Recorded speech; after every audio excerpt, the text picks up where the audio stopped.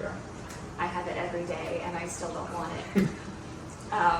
But I know it's sometimes what I need. So like I mentioned, this last prep I had chicken pretty much the whole time, and I had my best body ever. Okay. So your body needs different things throughout your life. Sometimes you need a more fatty diet to help with your hormones. Sometimes you need a less fatty diet. Everybody's different, and it also plays into your hormones, which then play into your mental health.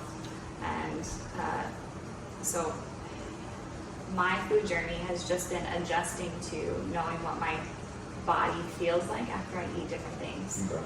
And so now I've mentally, over years, have come to the point where I'm like, I don't want that because I know I'm not going to feel good after.